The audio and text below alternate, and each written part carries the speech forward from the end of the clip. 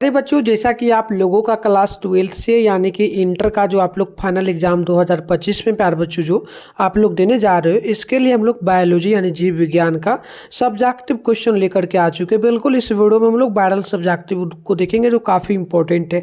आपको बता दें, आप लोगों का एग्जाम एक जो ना 1 फरवरी के दिन होगा बायोलॉजी का, तो इसको जरूर याद कर लीजिएगा बच्चों, ठीक है। ये काफ़ी इंपॉर्टेंट सब्जेक्टिव क्वेश्चन होगा। टोटल हम लोग इस वीडियो में 20 वायरल सब्जेक्टिव क्वेश्चन को देखेंगे। तो चलिए, विषय कोड आपका 119 रहेगा और इस चैनल पे डेली शाम में 7 बजे हम क्लास लेते हैं, तो जरूर आप लोग क्या करें, और 1-2 और टाइम होगा बढ़ेगा। और अभी तक व्हाट्सएप ग्रुप वगैरह ज्वाइन नहीं किए तो 98-355-16-710 पर आप लोग अपना नेम, जिला का नेम, क्लास 12th आर्ट्स लेके भेजेंगे, हम आपको ग्रुप में ऐड कर देंगे। इसके अलावा वायरल पेपर का आंसर आपको गूगल से कैसे डाउनलोड करना है, ये सारा चीज़ बताऊंगा किस ग्रुप में मिलेगा, तो आप लोग इस वीडियो में बने रहिए। तो चलिए फटाफट से स्टार्ट करेंगे इस क्लास को हम लोग, ठीक है बच्चों। तो आइए बच्चों, यहाँ से स्टार्ट करेंगे। यहाँ पर देखिएगा, सबसे पहला जो क्वेश्चन हम लोगों से पूछा गया, पहला क्वेश्चन हम लोगों से बोला कि जलीय पौधों को उदाहरण सहित परिभाषित करें। इंग्लिश में भी आप देख लीजिएगा, क्वेश्चन लिखा है। बहुत सारे बच्चों का डिमांड रहता था इंग्लिश में, तो आप देख लीजिए इंग्लिश में उत्तर है। मैं इंग्लिश में पढ़ूंगा नहीं, डायरेक्ट हिंदी में समझाता हूँ, आप लोग समझ लेना, ठीक है। तो पहला क्वेश्चन का उत्तर होगा कि जलीय पौधे को उदाहरण सहित परिभाषित करें। तो देखिएगा, वे पौधे होते हैं जो पानी में रहते हैं और जो है ना बढ़ते हैं, ठीक है। ये पौधे समुद्री पानी या मीठी पानी में पाए जाते हैं। जलीय पौधों के कुछ उदाहरण हो सकते हैं, जैसे कमल का फूल हो गया, ठीक है।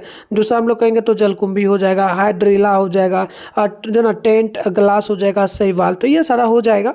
तो चलिए आगे बढ़ते हैं बच्चों नेक्स्ट क्वेश्चन की।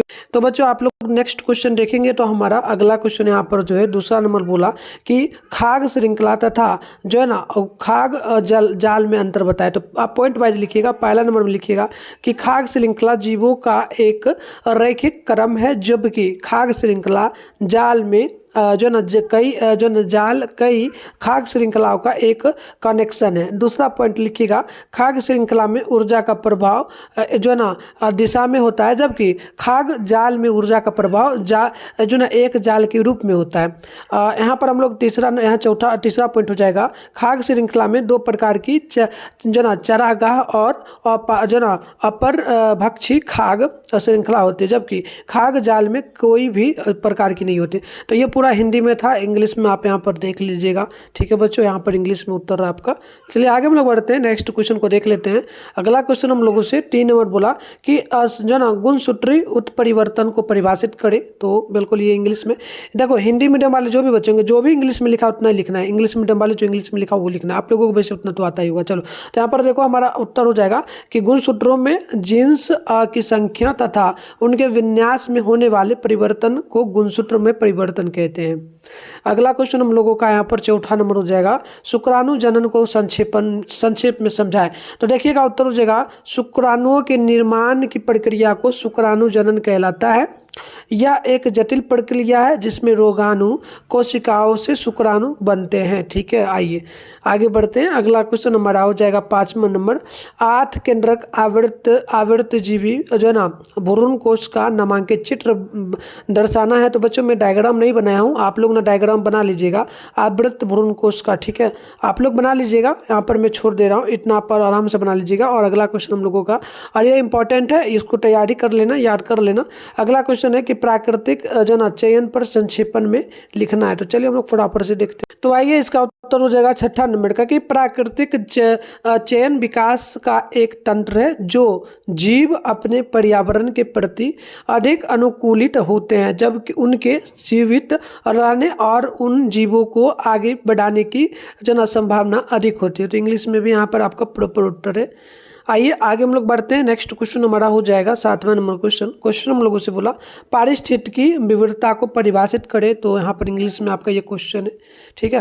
तो यहाँ पर उत्तर हो जाएगा कि किसी खास इलाके में मौजूद पारिस्थितिकी तंत्रों के बीच की विविधता जो है ना विविधता या जैविक और अजैविक गुणों की संयुक्त जो ना विशेषताओं को दर्शाता है। तो इस प्रकार से हमारा इसका उत्तर होगा, इंग्लिश में यहाँ पर रहा। आइए हम लोग आगे बढ़ेंगे ना। नेक्स्ट क्वेश्चन हमारा हो जाएगा 8 नंबर क्वेश्चन हमारा है, RNA, ठीक है। देखो क्वेश्चन है ना, RNA जो ना पॉलीमरेज एंजाइम पर एक टिप्पणी लिखना है। तो छोटा सा ही लिखिएगा, क्योंकि अभी जो भी क्वेश्चन कर रहे हैं हम लोग शॉर्ट क्वेश्चन के लिए, यानी 2 मार्क्स वाला सारा क्वेश्चन हम लोग इस वीडियो में भी कर रहे हैं, ठीक है। तो आइए देखिएगा, यह DNA पर निर्भर करता है और यह DNA को सभी प्रकार के RNA अनुलेखन के लिए प्रेरित करता है।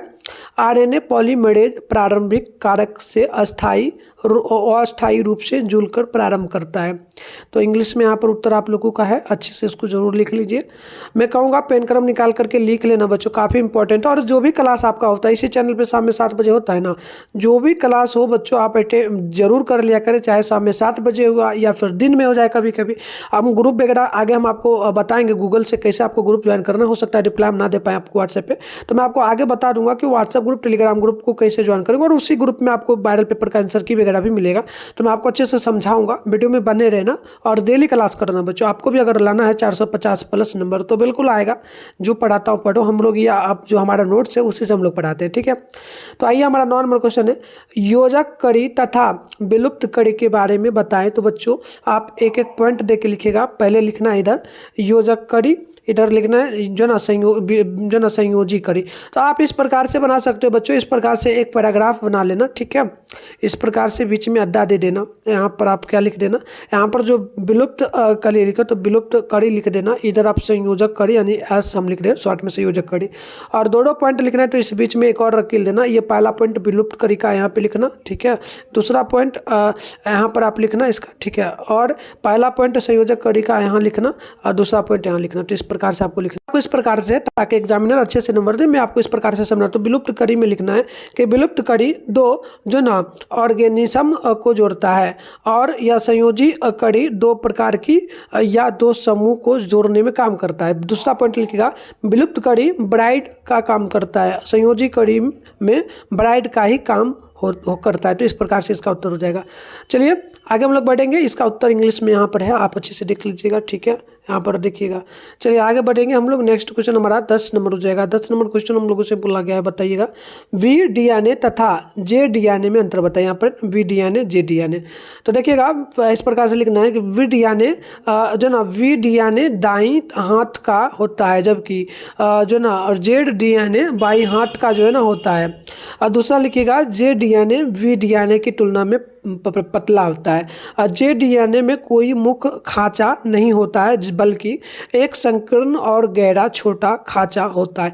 इसको नंबर 1 दे दीजिएगा, नंबर 2 दे दीजिएगा, नंबर 3 इस प्रकार से लिखिएगा। चलिए आगे बढ़ते हैं बच्चों। तो ये उसी का और उत्तर है 10 नंबर का, इंग्लिश में भी देखते चलिएगा बच्चों, ठीक है। चलिए आगे बढ़ते हैं, हम लोगों का 11वां नंबर है, पर परागन को उदाहरण सहित समझाना है। तो इंग्लिश में भी उत्तर है, मतलब क्वेश्चन है। तो उत्तर हमारा हो जाएगा, जब किसी एक पौधे के फूल के परागकण उसी प्रजाति के किसी दूसरे पौधों के फूल के मृतिकांग कान पर पहुंचते हैं तो इसे पर परागन कहते हैं। तो इंग्लिश में हमारा यहाँ पर उत्तर हो जाएगा। आइए आगे हम लोग बात कर लेते हैं क्वेश्चन नंबर 12 का। 12 नंबर हमारा क्वेश्चन है, यहाँ पर देखिएगा 12 नंबर क्वेश्चन बोला हम लोगों से कि नर नसबंदी के बारे में बताएं। तो ये आप लोगों का यहाँ पर क्वेश्चन है, एक्सप्लेन अबाउट जो ना बेस कॉन्टोमी। तो इसका उत्तर हो जाएगा कि पुरुष नसबंदी एक छोटी सी सर्जरी है जिसमें शुक्राणु को लिंग से निकालने वाले बीड़ तक पहुंचने से रोका जाता है। बीड़ अभी भी मौजूद है लेकिन इसमें शुक्राणु नहीं होते हैं। पुरुष नसबंदी के बाद वृषण अभी भी शुक्राणु बनाते हैं लेकिन शरीर उन्हें सोख लेता है। तो इस प्रकार से इसका उत्तर होगा। इंग्लिश में यहाँ पर देख लीजिएगा, इसका उत्तर हो जाएगा। आगे चलिए बढ़ते हैं बच्चों, आगे हमारा हो जाएगा 13 नंबर क्वेश्चन, ठीक है। तो ध्यानपूर्वक देखेंगे, क्वेश्चन हमारा होगा कि बाह्य तथा आंतरिक निषेचन में अंतर स्पष्ट करें। तो ये आपका इंग्लिश में क्वेश्चन है ना। तो यहाँ पे देखिएगा, जंतुओं में निषेचन बाह्य या आंतरिक दोनों प्रकार के होते हैं। अगर अंडाणु शुक्राणु के द्वारा शरीर के बाहर निषेचित होता है तो वह बाह्य निषेचन कहलाता है, जैसे मेढक। परंतु जब अंडाणु मादा के शरीर के अंदर शुक्राणु द्वारा निषेचित होता है तो वह आंतरिक निषेचन कहलाता है, जैसे कि कीट, मनुष्य, ये सारा, ठीक है। और इसका उत्तर इस प्रकार से हो जाएगा। चलिए और यहाँ पे इंग्लिश में देख लीजिए आप लोगों के लिए, जो ना इन एनिमल्स इस प्रकार से लिख लीजिएगा, ये क्वेश्चन का उत्तर हो जाएगा। 14 नंबर को देख लेते हैं। 14 नंबर हमारा यहाँ पर हो जाएगा कि वरण योग्य चिन्हक को वरण जो है ना वरण योग चिन्हक से क्या समझते हैं, तो क्वेश्चन देख लीजिएगा। ठीक है, यहाँ पर आपका हो जाएगा what do you mean by suitable maker. तो इंग्लिश में आप लोग मत लिखना बच्चों, जिनका हिंदी मीडियम होगा, इंग्लिश मीडियम वाले ही अपना लिखना। चलो, प्रतिरोधी क्यों इसलिए बता रहा हूँ बच्चों, बार बार मैं बता रहा हूँ क्योंकि कई बच्चे होते हैं ना जिनको मैंने देखा है क्या करेगा, वो लोग इंग्लिश भी याद करेगा हिंदी भी, ऐसा होता है। ऐसा नहीं करो, आपका अगर हिंदी मीडियम में लिखोगे तो ये क्वेश्चन रहा, ये उत्तर आपका रहा। ठीक है, तो इतना ही लिखना है। इंग्लिश मीडियम वाले के लिए अपना ये इंग्लिश में कोई उत्तर क्वेश्चन है, ये उत्तर है तो वो लिखेंगे। ठीक है, चलिए तो बात करते हैं वरण वियोग जो है ना वरण वियोग चिन्ह से क्या समझते हैं। तो देखिए, प्रतिरोधी चिन्ह को वरण वियोग चिन्ह कहा जाता है। ठीक है, जब कोई पुनः योगज डीएनए आदाता कोशिका में प्रवेश करता है तो आदाता कोशिका अपने चारों ओर मौजूद डीएनए को धारण करने में सक्षम हो जाती है। अगर इस पुनः योगज डीएनए में प्रतिजैविक के प्रति प्रतिरोधी जीन हो तो इस प्रक्रिया में प्रतिरोधी जीन को वरण योग चिन्ह कहते हैं। तो इस प्रकार से यहाँ पर आप लोग इंग्लिश में लिख लीजिए अपना उत्तर, जिन बच्चों का इंग्लिश मीडियम। आइए बच्चों, तो हम लोग अगला क्वेश्चन यहाँ पर जो है ना देख लेते हैं। हमारा अगला क्वेश्चन यहाँ पर हो जाएगा 15 नंबर क्वेश्चन। हम लोगों से बोला कि निम्नांकित जो ना बीमारियों के जो ना रोग जनक के नाम बताए। तो बीमारी क्या क्या है आपको वहाँ पर मिलेगा इस प्रकार से, जैसे क्षय रोग मिल जाएगा, बोल देगा फाइलेरिया दे देगा, एड्स दे देगा, दाद देगा। तो बताना होगा कि इन बीमारियों का रोग जनक क्या क्या हो सकता है, तो वो बताना। जैसे कि बैक्टीरिया जो ना ट्यूबरकुलोसिस होगा। ठीक है, क्षय रोग में क्या होता है, क्षय रोग में हो जाएगा रिमेटोड परजीवी। और एड्स में क्या होता है, मानव जो ना इम्यूनोडेफिशिएंसी वायरस। और दाद में क्या हो जाएगा, ट्राइकोफाइटन। तो इस प्रकार से आप लिख लेंगे। चलिए, इंग्लिश मीडियम वाले आप यहाँ पे देख लो बच्चों, इंग्लिश में आपका ये क्वेश्चन उत्तर ये रहा आपका। ठीक है, चलो आगे बढ़ते हैं बच्चों। अगला क्वेश्चन जो हम लोगों का हो जाएगा ये होगा 16 नंबर। जो ना निषेचक जनन से जो है ना निषेचक जनन से क्या समझते हैं, उदाहरण सहित बताएं। तो हम लोग उत्तर लिखेंगे अनिषेचक है। ठीक है, तो अनिषेचक जनन निषेचित के बिना अंडाणु से वृद्ध और विभाजन द्वारा वयस्क का निर्माण होना अनिषेक जनन कहलाता है। नर मधुमक्खी और जनन तैतैया में अनिषेक जनन होता है। तो इस प्रकार से इंग्लिश मीडियम वाले बच्चों अपना आंसर लिख लो। आगे हम लोग बढ़ेंगे तो यहाँ पर हम लोगों का जो होगा क्वेश्चन 17 नंबर, वंशावली विश्लेषण से क्या समझते हैं और यह कैसे उपयोगी में है। तो यहाँ पर हमारा इंग्लिश में क्वेश्चन है। तो आंसर की बात करेंगे तो वंशावली विश्लेषण मानव जीन की विरासत का अध्ययन करने का एक वैज्ञानिक तरीका है। यह एक आनुवंशिक उपकरण है जिसका इस्तेमाल किसी विशिष्ट गुण, विकार या जीन की पीढ़ियों के माध्यम से विरासत का पता लगाने के लिए किया जाता है। तो ये हमारा इंग्लिश में यहाँ पर आंसर हो जाएगा। आगे बात कर लेते हैं 18 नंबर का। बोला गया परजीवी जंतुओं के हानिकारक कुप्रभावों का वर्णन करें। तो यहाँ पे इंग्लिश में क्वेश्चन ये रहा, इंग्लिश मीडियम वालों के लिए आंसर। तो हम हिंदी में देखते हैं। परजीवी जंतु ऐसे जीव होते हैं जो अन्य जीवों पर निर्भर रहते हैं और उनसे पोषण प्राप्त करते हैं। ठीक है, आइए अगला क्वेश्चन हम देख लेंगे 19 नंबर को। प्राथमिक तथा द्वितीयक लसिका ग्रंथों के नाम लिखें। तो प्राथमिक जो है ना प्राथमिक लसिका के अंग हो जाएंगे जो ना अस्थि मज्जा और थाइमस ग्रंथि। और द्वितीयक लसिका अंग की बात करेंगे तो लसिका ग्रंथियाँ और पलीहा। तो ये हमारा हो जाएगा। चलिए आगे बढ़ते हैं। साथ में एक और लिख दीजिएगा जो ना टॉनिसलै। ठीक है, टॉनिसलै। आगे बढ़ते हैं। हमारा अगला क्वेश्चन यहाँ पर बच्चों हो जाएगा, ध्यानपूर्वक आप देखेंगे। तो अगला क्वेश्चन हम लोगों का हो जाएगा कितना नंबर है, तो ध्यानपूर्वक देखिए। क्वेश्चन हमारा 20 नंबर हो जाएगा।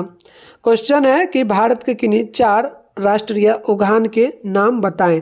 तो आप पहला लिखिएगा काजीरंगा राष्ट्रीय उद्यान जो कि असम में पड़ता है। यह एक सींग वाले गेंडों के लिए प्रसिद्ध है। तो आपसे पूछेगा काजीरंगा राष्ट्रीय उद्यान किस लिए प्रसिद्ध है, तो एक सींग वाले गेंडे के लिए। ठीक, आगे चलिए दूसरा लिखिएगा जिम कार्बोनेट राष्ट्रीय उद्यान। ये कहाँ पड़ता है, उत्तराखंड में पड़ता है। और इसमें क्या पाया जाता है, तो भारत का पहला राष्ट्रीय उद्यान ये है। ठीक है, इतना ध्यान रखिएगा। अगला क्वेश्चन मेरा हो जाएगा इसमें बाघ वगैरह पाया जाता है जिम कार्बोनेट में, ठीक है। अगला क्वेश्चन मेरा 3 नंबर है, रणथंभौर राष्ट्रीय उद्यान ये राजस्थान में पड़ता है, ये बाघों के लिए प्रसिद्ध है। अगला है हमारा कि सुंदरबान राष्ट्रीय उद्यान ये कहाँ पड़ता है, तो ये पश्चिम बंगाल में पड़ता है। यहाँ पर रॉयल बंगाल टाइगर और मैकग्रोव वन के लिए जाना जाता है। तो इस प्रकार से हिंदी में हमारा हो गया पूरा। अब इंग्लिश मीडियम वाले बच्चों आप लोग यहाँ पे ये जो है क्वेश्चन को अच्छे से देखो और इसका उत्तर आप लोगों का है। तो प्यारे बच्चों इतना में ही काम आपका नहीं चलेगा, इतना सही एग्जाम में नहीं आएगा, और भी पढ़ना पड़ेगा। तो हम शाम में 7 बजे फिर मिलेंगे नेक्स्ट क्लास में, ठीक है।